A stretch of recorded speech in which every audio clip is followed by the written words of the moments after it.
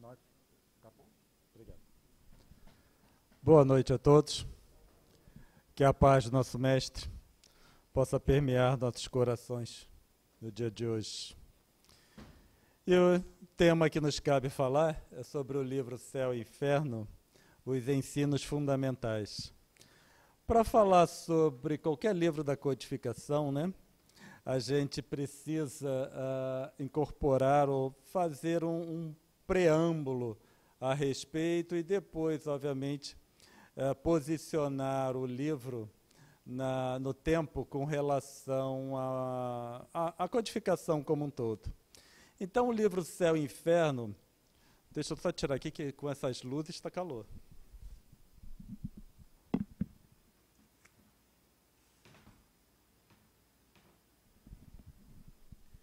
Então, resumindo assim, para depois nós tratarmos em maior profundidade, esse livro, ele, num primeiro momento, ele traz uma abordagem comparativa, e falando, né, obviamente, a respeito dessa passagem do espírito, da vida corporal para a vida espiritual. Ele fala, né, trata a questão das penalidades e recompensas futuras. A gente se preocupa muito com as penalidades e pensa normalmente que teremos muitas recompensas, mas no final tudo estaria atrelado ao nosso comportamento, né, como espíritos que somos, mais do que apenas durante a encarnação, ou como encarnados, mas é mais na totalidade da existência do espírito em si. Trata também da questão dos anjos e demônios. São questões que permeiam a nossa mente, porque são questões arquetípicas, que permeiam a nossa mente desde longa data, como espíritos imortais que somos. Então temos a ideia do anjo e do demônio, e de demônios, e aí tem até um culto ao anjo, né? Então é bastante interessante toda aquela questão de anjos. Então existe toda uma teoria baseada em anjos, e eu não sei porque o nome dos anjos todos terminam com El, também é alguma coisa que é interessante, mas é que a cultura foi levada nesse sentido. E depois eles também apresentam numerosos exemplos acerca de espíritos que já desencarnaram. Então Kardec coletou uma grande quantidade de informação, entrevistando espíritos que desencarnaram. Então, ao invés de ser um relato numa terceira pessoa, é o relato do próprio indivíduo que vem e ele conversando com Kardec, respondendo as perguntas. Dá para a gente traçar assim, um perfil entre comportamento e consequências no pós-morte. Mas esse livro, né, colocando numa escala de tempo, na codificação, então o Livro dos Espíritos, ele foi escrito, né, surgiu em 1857, então, a princípio, antes dessa data, a doutrina espírita ainda não existia para nós como um corpo doutrinário, certo? Obviamente que a doutrina espírita é de todo sempre, mas como um corpo doutrinário onde pudéssemos consultar numa série, numa obra, de uma forma organizada, ela surgiu mesmo em 1857, com o Livro dos Espíritos. Então, obviamente, se essa doutrina ainda não estava disponível, quando se apresenta uma ideia nova, obviamente que é fundamental que essa ideia seja apresentada na totalidade, porque senão ficaria igual novela, um capítulo num dia, outro capítulo, outro capítulo, outro capítulo. E aí, obviamente, pode ir criando desânimos, assim como ideias pré-concebidas. Então, o Livro dos Espíritos, ele apresenta a codificação na sua totalidade, para que o indivíduo, ao entrar em contato, já tenha início, meio e fim. Depois, obviamente, que veio todo o desdobramento acerca dos conceitos. Então, obviamente, que o Livro dos Espíritos, por exemplo, que era baseado em respostas trazidas para o espírito, pelos espíritos desencarnados, Então, era fundamental uma explicação direta de como essa informação foi recebida. E por isso que o segundo livro é o livro dos médiuns. Diante disso, passa a ser fundamental a apresentação moral daquela doutrina que estava surgindo. Então, baseado em que moral seria a doutrina espírita? Aí por isso que vem o Evangelho segundo o Espiritismo, num terceiro momento, para deixar claro para nós que o Espiritismo ia seguir a doutrina de Jesus, os ensinamentos de Jesus norteando, obviamente, a humanidade. E como no Evangelho segundo o Espiritismo também existe muita informação trazida pelos Espíritos, passa a ser fundamental o conhecimento prévio de como essa informação foi recebida. Por isso que o livro dos médiuns é segundo, o Evangelho segundo o Espiritismo é o terceiro. Agora, sabendo então, já tendo conhecimento sobre as questões morais relacionadas com aquela doutrina, o próximo passo seria exatamente as penas e os prêmios, vamos dizer assim, no pós-morte. Quais seriam as consequências para nós se seguíssemos ou não seguíssemos, se nos esforçássemos por seguir ou não esses ensinamentos de Jesus. Por isso que passa a ser fundamental o livro Céu e Inferno, vindo num quarto momento, que primeiro ele vem esclarecer várias questões sobre conceitos que nós trazíamos e, obviamente, muitos de nós ainda trazemos, porque como é muito forte algumas dessas ideias, alguns desses conceitos, nós temos dificuldades de abrir mão. E depois de tudo, lá no último livro, o livro A Gênese, que vem tratar ou nos ensinar como nós iríamos interpretar a informação que viesse a posteriori à luz da doutrina espírita. Então, o livro A Gênese já nos prepara para o futuro, no sentido de podermos continuar utilizando a doutrina espírita para interpretar e analisar a informação que ainda viria. Então, voltando ao livro Céu e Inferno, nós temos então duas partes para esse livro. A primeira parte é uma apresentação dos conceitos do cristianismo, até então como eram interpretados, com os conceitos que estavam sendo trazidos pela doutrina espírita.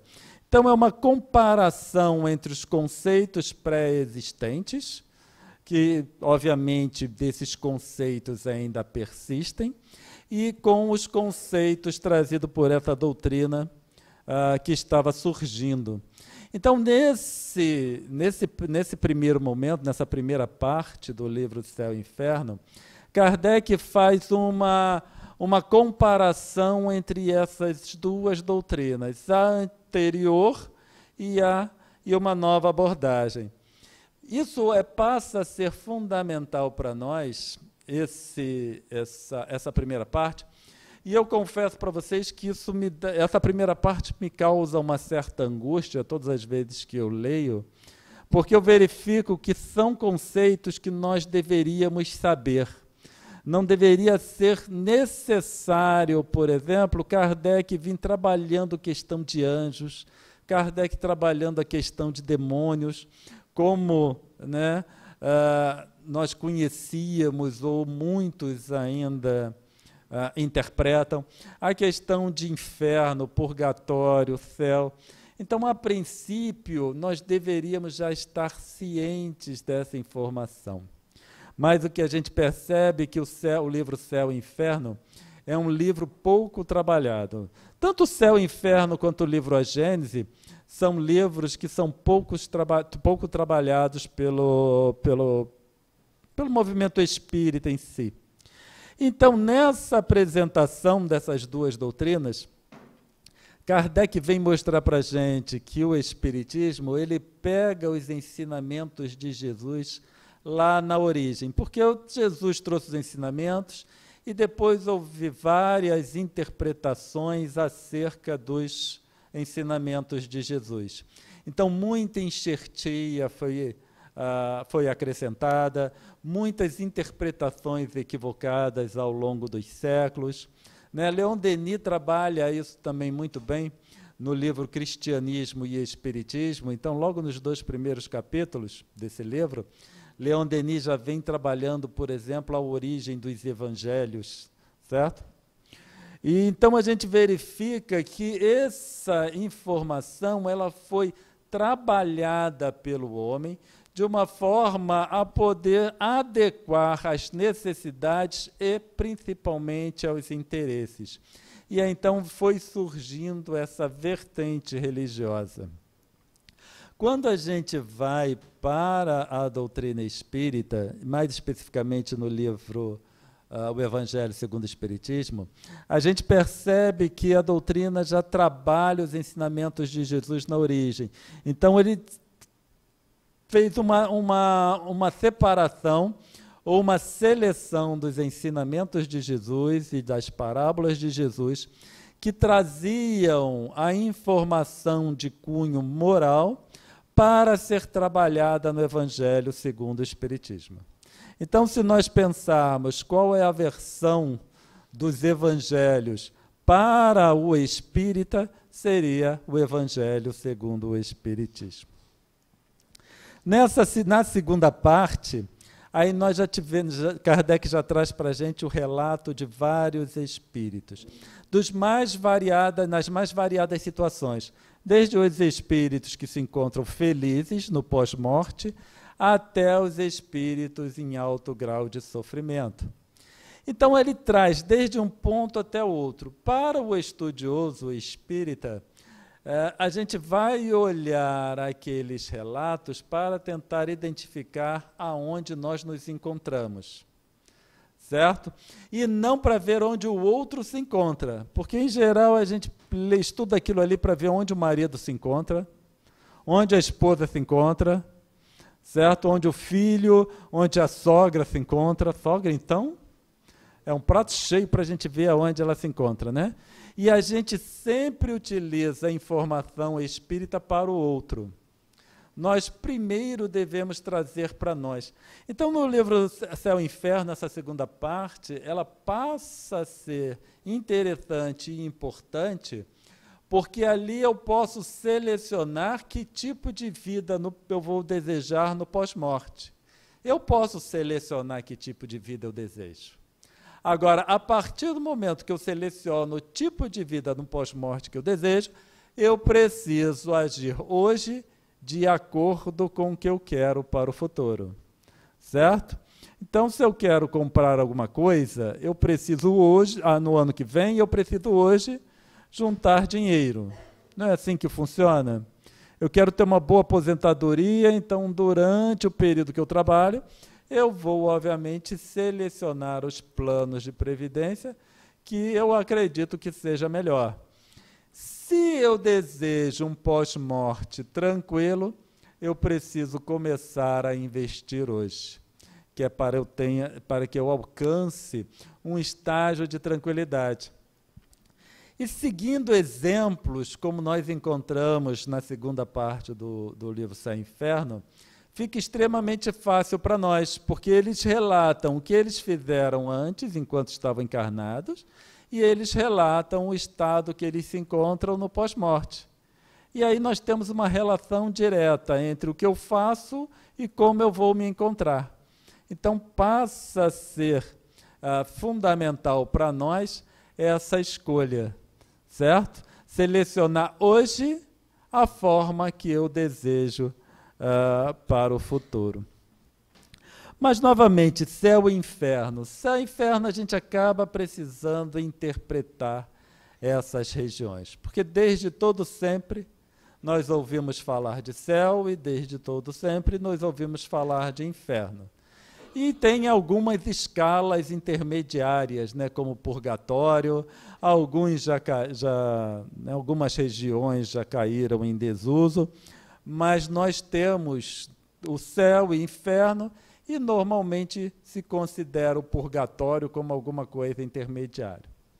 A princípio, a conceituação trivial é que quem fosse para o inferno não sairia de lá, e quem chega no purgatório tem condições de sair, através das preces, especialmente as preces que os outros faziam. Então, por isso, todo aquele conceito da compra das indulgências, o indivíduo já sabe que vai para o purgatório. Então, ele compraria, né, com antecedência para que ele possa depois sair do purgatório. E por aí vai, né? As interpretações, de acordo com o interesse, com os interesses, elas vão só proliferando. Mas aí nós vamos abordar aqui a questão de céu e inferno como regiões. No livro Céu e Inferno, capítulo 7º, Kardec trabalha essa questão e ele diz o seguinte: dependendo o sofrimento da imperfeição, como o gozo da perfeição, a alma traz consigo o próprio castigo ou prêmio, onde quer que se encontre, sem necessidade de lugar circunscrito. E é interessante isso, a alma traz consigo o próprio castigo ou prêmio. Então a gente começa a perceber que não existe um julgamento por parte de alguém ou de algum espírito. Certo? Então, aquele dia do julgamento final, que a gente ouve falar muito, né, em algumas vertentes do cristianismo, nós percebemos que não existe um dia fatídico em que haverá o julgamento.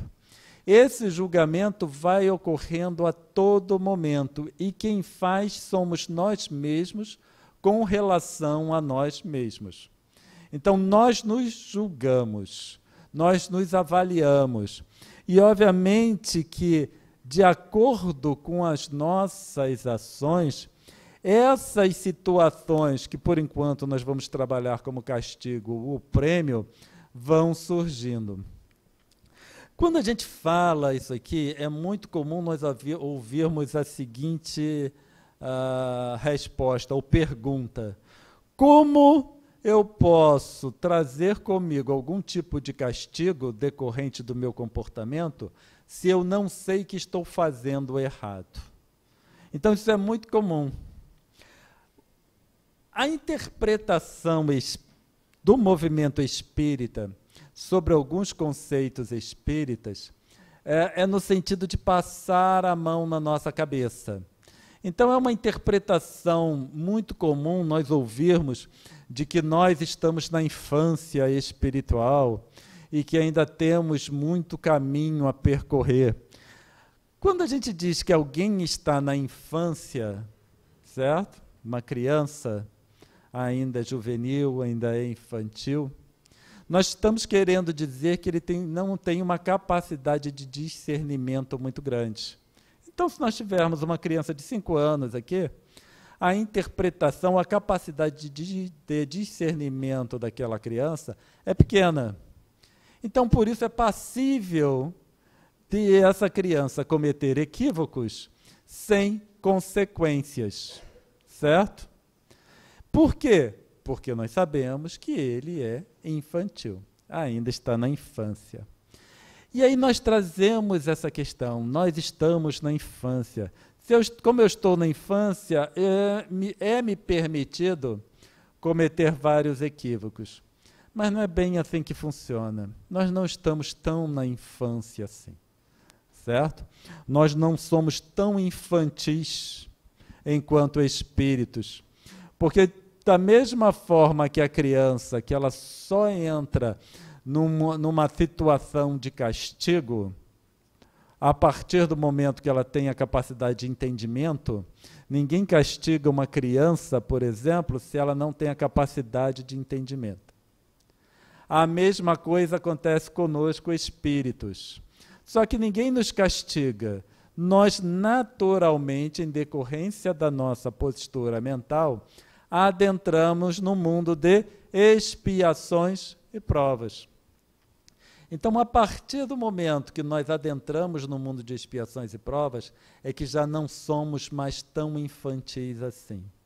Nós já estamos na condição de arcar com as responsabilidades das nossas escolhas, arcar com a responsabilidade do nosso próprio comportamento, porque este é um mundo de expiações e provas, e como a alma traz consigo o próprio castigo ou prêmio, nós entramos nessa condição de expiações e provas em decorrência das nossas ações pretéritas. No livro dos Espíritos, deixa bem claro para nós que no momento em que somos criados, Deus imprime as suas leis. Imprimir as leis de Deus não significa que é tipo um códice que foi escrito, igual uma tatuagem, em nós como espíritos. Mas essa lei de Deus impressa na nossa consciência é decorrente do próprio processo de criação. Como Deus é um amor, né, o amor mais puro que nós poderíamos conceber, e em grau máximo, um amor ao infinito, então, a nossa origem é desse amor. Então, algo como o Espírito, que tem a origem no amor de Deus, qualquer coisa que ele faça que é contrário a esse amor, vai trazer consequências que não necessariamente serão agradáveis. O mais provável é que não seja agradável. Então, nós, enquanto espíritos, já atingimos um grau de maturidade. E é por isso, então, que nós podemos entrar numa condição de expiações e provas e estamos sujeitos a expiações e aprovações. Kardec continua dizendo o seguinte: o inferno está por toda parte em que haja almas sofredoras, e o céu igualmente onde houver almas felizes. Então, por isso que é o céu e o inferno, enquanto uma localização, ele não está circunscrito num lugar específico, mas a condição de céu ou a condição de inferno nos acompanha, certo? Ela nos acompanha. Então, muitas vezes, nós escolhemos, e a gente percebe nitidamente que são decisões específicas do espírito, transformar seu ambiente doméstico, por exemplo, em um inferno. Porque tudo que se faz é para complicar a vida daqueles que estão no seu entorno. Então, nós conhecemos pessoas assim. Muitas vezes a gente se olha no espelho e a gente vê uma pessoa com essas características, certo? Que gosta de criar confusão para os outros. Invariavelmente, nós flutuamos. O indivíduo comum, ele flutua, certo? Então, passamos por períodos que gostamos de criar confusão para nós e para os outros, e como também passamos por períodos que gostaríamos ou que trabalhamos por uma harmonia maior, certo? Mas existem aqueles que a perturbação é uma constante, da mesma forma que existem aqueles outros em que a tranquilidade é uma constante. Então, a gente passa a verificar que estabelecer uma condição de céu ou uma condição de inferno ao nosso entorno passa a ser uma opção, bastando para isso agir em conformidade com o desejo que nós tivermos. Então, o inferno e o céu estão por toda a parte. E como eles estão por toda a parte, nós escolhemos, em algumas situações nós podemos escolher se desejamos estar naquela condição de inferno, por exemplo. Existem certos ambientes que nós claramente conseguimos perceber que não é um ambiente muito adequado, certo? Em decorrência do que se está fazendo, do comportamento das pessoas. Então, ali é a nossa opção. Eu desejo continuar nesse ambiente ou não desejo. E a gente percebe que esses ambientes normalmente estão cheios, certo? Estão cheios. São ambientes assim, né, que trazem um grau de desarmonia muito grande. Hoje em dia, qualquer festa, qualquer reunião de pessoas, por exemplo, é necessário um som extremamente alto, onde as pessoas não conseguem nem conversar. Então, quando a gente entra num ambiente com aquele som tão alto, a gente consegue perceber que é um ambiente em estado de perturbação. E aí eu tenho escolha, eu quero continuar aqui ou quero sair daqui? Eu quero me contaminar, entre aspas, por aquele ambiente ou não? Então, quando a gente tem uma tendência a procurar ambientes mais tranquilos, naturalmente vai trazendo tranquilidade para o nosso ser e, obviamente, para os locais em que nós normalmente convivemos com as pessoas. Então, passa a ser uma postura mental, em que a gente, né, passa a evitar determinados locais e a procurar, obviamente, outros ambientes. Tem alguns ambientes que realmente é complicado da gente ficar. Tá certo? O céu e o inferno estão por toda parte, como nós falamos ainda agora. Então, existem duas abordagens para esse céu e inferno. O céu e inferno como estados conscienciais e o céu e inferno como estados materiais. Então, normalmente se encontra essas duas abordagens nos estudos espíritas, tanto para céu quanto para inferno. Céu e inferno conscienciais, ele é bem demonstrado nessa segunda parte do livro Céu e Inferno. E a gente verifica que é decorrente do estado psíquico do espírito. Quando a gente vai falar em estado de céu ou estado de inferno para o espírito, nós precisamos analisar o nosso estado psíquico, o nosso padrão mental, o que permeia a nossa mente, quais são os nossos interesses, o que nós fazemos no nosso dia a dia. E aí a gente consegue, então, analisar se há uma tendência para o céu ou uma tendência para o inferno. E esse estado de felicidade ou infelicidade vai ser decorrente das tendências, daquilo que nós desejamos. Quais são os interesses? Uma coisa que me chamou muita atenção, no período que eu estava estudando o budismo, e aí falando do primeiro Buda, ele nasceu há 2.500 anos atrás, então 500 anos antes de Jesus. Eu gosto de falar isso, que isso me chamou a atenção. Eu já falei em vários estudos. Se alguém já escutou aqui, me perdoe. Mas ele nasceu entre a Índia e o Nepal. Eu não tenho nem ideia do que existe entre a Índia e o Nepal hoje, quanto mais há 2.500 anos atrás. E quando Siddhartha Gautama, que foi o primeiro Buda, quando ele trouxe os seus primeiros ensinamentos, ele disse que o motivo do sofrimento, do nosso sofrimento, é o apego. Então a gente verifica, 2.500 anos atrás, na fronteira entre a Índia e o Nepal, não sei o que existia, mas já existia o apego. Então a gente tem que o nosso sentimento de apego não está atrelado a posses caras, a objetos caros. Mas o nosso nível de apego, ele vai ser válido para qualquer coisa, por menor que seja ou por maior que seja, inclusive por pessoas. Então é esse grau de apego que vai nos levar para a infelicidade, para o sofrimento. Maior felicidade, quanto maior a tendência para o bem. E maior a infelicidade, quanto maior a tendência para o mal. E entre esses dois extremos, da maior felicidade e maior infelicidade, existe uma gradação muito grande, na qual a maioria das pessoas se encontram.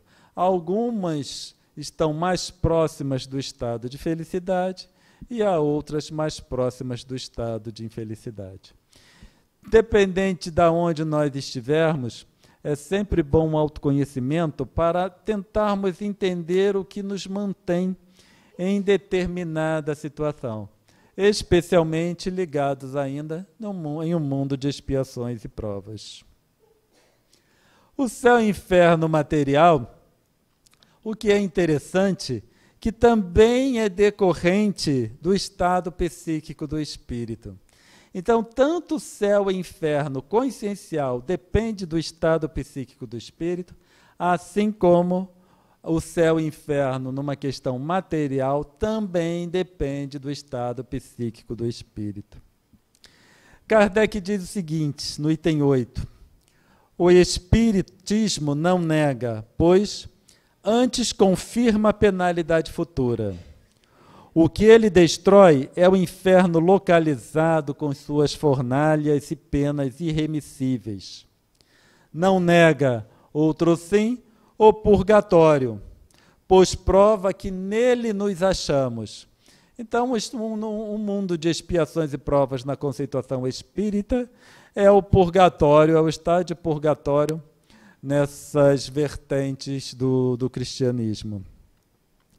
E definindo-o precisamente e explicando a causa das misérias terrestres, conduz à crença àqueles mesmos que o negam. Então nós temos, que o céu e o inferno materiais está atrelado a essas condições psíquicas do espírito. E o mundo de expiações e provas que nós nos encontramos é decorrente do estado psíquico dos espíritos que aqui habitam. Então, se nós tivermos interesse em passarmos para o mundo de regeneração, não adianta ficar sentado esperando o ônibus passar. Nós precisamos trabalhar o nosso estado psíquico, o nosso padrão mental, para que ele seja compatível com o mundo de regeneração. E aí nós começamos, então, a estruturar um mundo, obviamente, melhor. E essa questão do céu e inferno material estar atrelado ao estado psíquico do espírito é bem explicado lá no Céu e Inferno, capítulo 10, sobre a teoria dos fluidos. E diz o seguinte: esclarecendo-nos sobre as propriedades dos fluidos, agentes e meio de ação do mundo invisível, constituindo uma das forças e potências da natureza, o Espiritismo nos dá a chave de inúmeros fatos e coisas inexplicadas e inexplicáveis de outro modo. Fatos e coisas que passam por prodígios em outras eras. Então, a teoria dos fluidos nos mostra que os fluidos ambientes, eles sofrem ação direta do nosso pensamento. Então, nosso padrão mental está diretamente associado com uma ação direta nos fluidos. E esse mundo de expiações e provas, ele é estruturado pela mente dos espíritos que aqui habitam, certo? Obviamente não é tão simples assim, existe toda uma teoria bem mais complexa na formação dos mundos, mas a estruturação, a forma como esse mundo vai se mostrar, está relacionado com o estado psíquico dos espíritos. Assim como as zonas umbralinas. Nós ouvimos muito falar de umbral e o livro O Nosso Lar, inclusive filme Nosso Lar, trouxe para nós imagens do umbral. E muitas pessoas que tinham pouco conhecimento ou nenhum do espiritismo, diante do filme Nosso Lar, saiu horrorizado por causa daquelas zonas umbralinas. Mas aquele ambiente só existe por causa de espíritos com mente em desalinho. Se todos aqueles espíritos, de um momento para outro, se transformassem, aquele ambiente naturalmente iria se desgastando, certo? Até desaparecer. O que serve para nós essa informação? Tudo bem, vai servir quando nós desencarnarmos, se por acaso estivermos numa região daquela. Mas hoje em dia já tem uma utilidade direta, porque a partir do momento que eu sei que minha mente atua no fluido e pode formar ambientes tão grosseiros como aquele, a minha mente hoje, enquanto encarnado, também. Então, a partir do momento que eu mantenho um ambiente doméstico, por exemplo, com padrões mentais viciosos, comportamentos inadequados, brigas, discussões, o meu ambiente doméstico vai estar impregnado com fluidos dessa qualidade, que obviamente vai fomentar ainda mais a desarmonia e a discórdia. Então, é um ciclo vicioso. Meu comportamento vicioso gera aquele fluido com as qualidades nocivas. Aqueles fluidos, obviamente, têm uma ação sobre os habitantes daquele lar, que, obviamente, vai ter uma influência negativa que, por sua vez, vai gerar ainda mais fluidos com aquela qualidade. Então, o que nós precisamos é quebrar esse padrão vicioso no qual nós nos mantemos, né, ao longo da nossa existência, ao longo da nossa vida. Tá certo? Essa é uma interpretação, né, comum nos estudos espíritas, numa análise do livro Céu e Inferno. E aí a gente reservou esses 15 minutinhos para trazer um aprofundamento maior sobre esse livro, para a gente perceber que nós conseguimos informações ainda mais complexas e completas no estudo desse livro. O que é interessante, o que primeiramente chama a atenção, é se tratar de um livro com 2 títulos. Normalmente a gente se refere como Céu e Inferno, mas é um livro com 2 títulos. O Céu e o Inferno, ou A Justiça Divina segundo o Espiritismo. Na capa só tem Céu e Inferno, mas a gente, folheando, entrando na contracapa, a gente percebe o outro título para o mesmo livro, que não é comum um livro com 2 títulos. A partir do momento que, né, partindo da premissa que esses espíritos não fazem nada que não tenha uma utilidade, nós começamos a pensar que existe uma utilidade para 2 títulos. Então, parto da premissa: esses espíritos responsáveis pela codificação não fazem nada que não tenha uma utilidade direta. Aí, olhando no livro Céu e Inferno, eu observo 2 títulos. Então, esses 2 títulos têm que ter um significado. Então, cabe a nós, obviamente, buscar o significado ou o motivo pelo qual nós encontramos 2 títulos. E esses 2 títulos estão atrelados da forma como nós pensamos. Então, se a gente perceber primeira parte do livro do Céu e Inferno, ele faz uma analogia entre o que nós normalmente pensamos, né, doutrina antiga, para a doutrina nova, essa transição. Então, é um sistema comparativo. Eu comparo o antigo com o novo. Quando a gente fala de céu e inferno, é um sistema comparativo também. É céu e inferno. E, normalmente, a gente coloca céu lá em cima e inferno lá para baixo. Quando a gente fala de espíritos evoluídos, a gente olha para cima. Quando fala dos trevosos, a gente fala aquele pessoalzinho lá embaixo. Certo? Mas os evoluídos não estão lá em cima, nem os pouco evoluídos estão lá embaixo. Estão, né, em todos os locais. Então, céu e inferno, quando a gente vai analisar, é um sistema comparativo. E eu digo, faço a comparação, eu quero tal comportamento para ir para o céu ou tal comportamento para ir para o inferno. Agora, quando eles levam para a justiça divina segundo o Espiritismo, aí deixa de ser comparativo. Eu não comparo, e eu não me comparo mais com ninguém. Porque ainda trabalhando na questão do céu e inferno, eu olho para o outro e me comparo com o outro. Porque eu estou melhorzinho do que aquele. Então, aquele vai para o inferno. E eu não. É isso que a gente faz. A gente se compara com o outro para saber, né, Para onde eu vou? Se eu vou para o céu, eu vou para o inferno. E a gente vê a maioria assim, não, eu estou melhor que... E normalmente a gente está melhor que a maioria. Né? Eu nunca vi alguém dizendo assim, não, eu estou pior do que a maioria. Eu falo assim, a gente normalmente fala, não, eu estou na média. Na média para cima. É igual bêbado nunca está bêbado e louco nunca está louco. Espírito perturbado nunca está perturbado, né? Na sua avaliação. A gente sempre bota para cima. A justiça divina, segundo o Espiritismo, já não é mais um sistema absoluto. Diz? Comparativo, obrigado. Então, a justiça divina, segundo o Espiritismo, não é mais um sistema comparativo. Já trata de um sistema absoluto. Já sou eu comigo mesmo. Certo? E por isso Jesus falava, não julgueis para não seres julgado. Então, eu não julgo os outros. Eu me analiso. E aí eu analiso qual é a minha potencialidade de ação e o que efetivamente eu faço. Então, eu já sou a referência da minha avaliação. Por isso que é amar ao próximo como a si mesmo. Certo? O amar ao próximo como a si mesmo também traz para nós a referência. Eu tenho que amar o outro como eu me amo, a referência sou eu.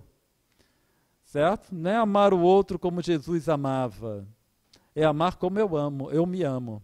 Eu sou a referência para as minhas avaliações, como eu devo tratar o outro e o que eu devo ou não devo fazer.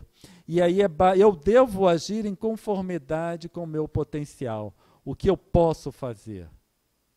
E o que eu faço e o que eu estou deixando de fazer. Normalmente a gente encontra o que a gente deixa de fazer. Né? Se a gente for analisar todo o nosso potencial, como nós já falamos, não somos espíritos na infância. Nós já temos uma potencialidade muito grande enquanto espíritos. Nós temos uma capacidade de ação muito grande ainda. E como nós usamos essa potencialidade? Isso porque a gente precisa se analisar. E essa justiça divina é baseado nisso. Não é mais um sistema relativo, relativizado ao outro, mas é um sistema absoluto em que eu sou a referência do meu comportamento e eu sou a referência para qual estado eu vou me encontrar, ou que eu me encontro, eu vou me encontrar.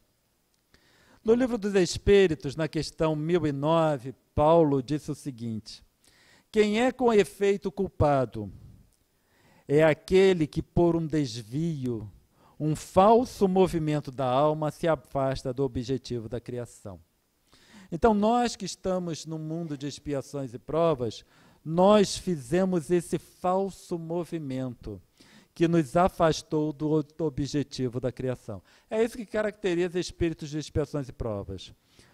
Por um desvio, um falso movimento da alma, nós nos afastamos do objetivo da criação.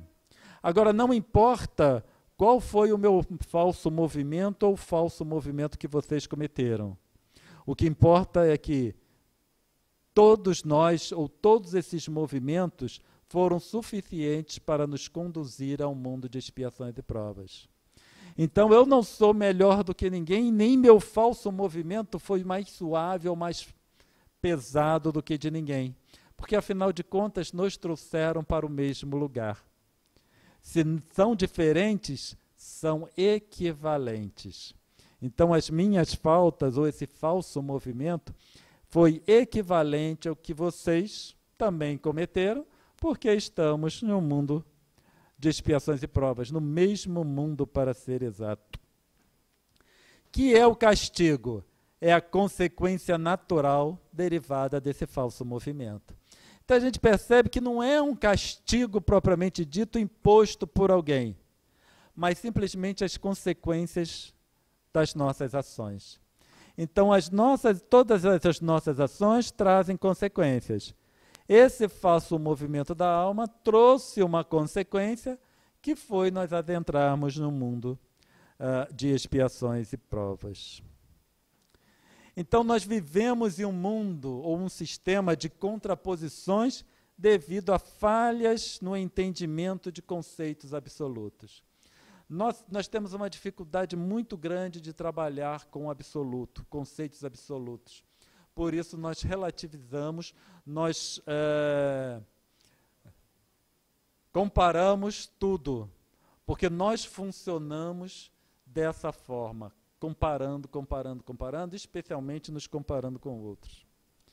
Essas falhas podem ter se desenvolvido na degeneração do processo evolutivo, em virtude da postura do espírito diante das suas tarefas.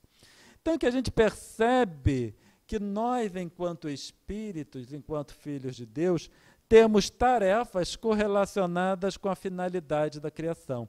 A finalidade da criação tem um caráter absoluto. Certo? Tudo que está relacionado com Deus tem caráter absoluto. Então, diante dessa postura nossa, pelas tarefas que nos cabia, nós formamos ou geramos ou fizemos esse falso movimento da alma. E a partir daí nós perdemos a noção do absoluto e trabalhamos no comparativo ou no relativo. Um grande exemplo da forma como nós pensamos é a Divina Comédia de Dante Alighieri. Inclusive, ele colocava o inferno com 9 divisões, purgatório 6 divisões, paraíso ou céu em 10 divisões. Quando a gente apresenta um sistema estratificado como esse, nós percebemos que é um sistema comparativo de estados da alma. Eu estou no 3º céu, vocês estão no 2º, eu não sei qual é o maior ou qual é o melhor, se eu estou no 3º, o melhor deve ser o 4º. Então, vocês estariam no 4º céu, por exemplo. Então, a gente verifica que é um sistema comparativo. Certo? O Cláudio, em decorrência do seu estado, comparado com vocês, ele vai para o 3º e vocês vão para o 4º ou alguma coisa do tipo. E nesse sistema estratificado, obviamente que vão existir os mais culpados, os mais ou menos culpados ou os mais ou menos felizes. Mas quando a gente vai para a doutrina espírita, e a doutrina espírita, ela trabalha no sistema absoluto, certo? Embora nós a tratemos no sistema comparativo, a doutrina espírita, ela trabalha no sistema absoluto. Quando a gente vai para o ensinamento de Paulo, ele diz o seguinte: quem é o efeito culpado, que nós vimos ainda agora? É aquele que, por um desvio, por um falso movimento da alma, se afasta do objetivo da criação. A gente vê que não é comparativo, é absoluto. É uma coisa só. Um falso movimento da alma afastou do objetivo da criação. Quando a gente vai para Jesus, os trabalhadores de última hora, a gente também verifica que não é um sistema comparativo, é um sistema absoluto. Certo? Os trabalhadores de última hora vão receber o mesmo salário, dependendo, obviamente, do seu comportamento. Então, não é baseado numa estratificação. Quem trabalhou mais vai ganhar mais, quem trabalhou menos vai ganhar menos. Dependendo da alma, o estado da alma, ele recebe ou não recebe, pura e simplesmente. Os últimos serão os primeiros. Também é uma visão absoluta. Porque se a gente pensar nos últimos, na nossa abordagem comparativa, os últimos, para chegarem aos primeiros, eles precisam vir galgando posições, certo? Gradativamente até chegar à frente. Quando a gente vai para o ensinamento de Jesus, os últimos serão os primeiros, dependendo do estado da alma. Então a gente percebe que, dependendo do estado da alma, tudo passa a ter um valor absoluto, não mais comparativo.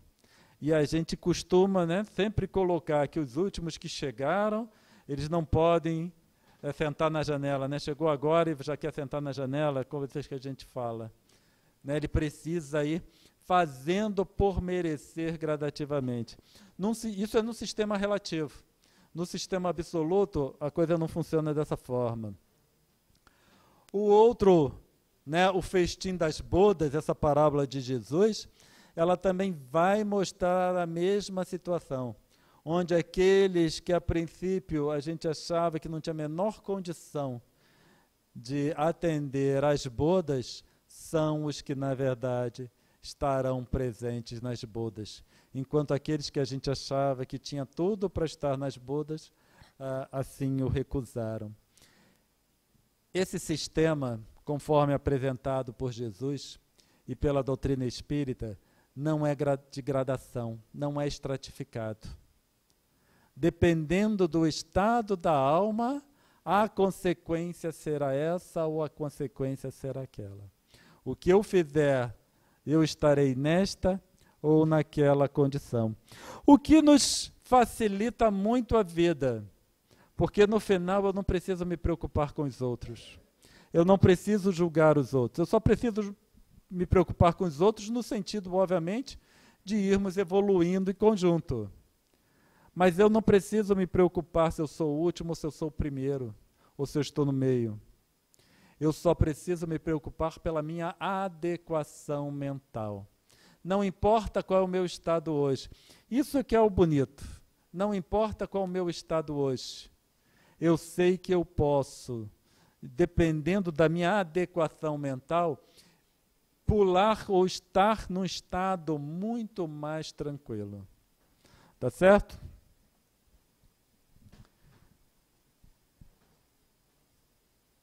Nove horas.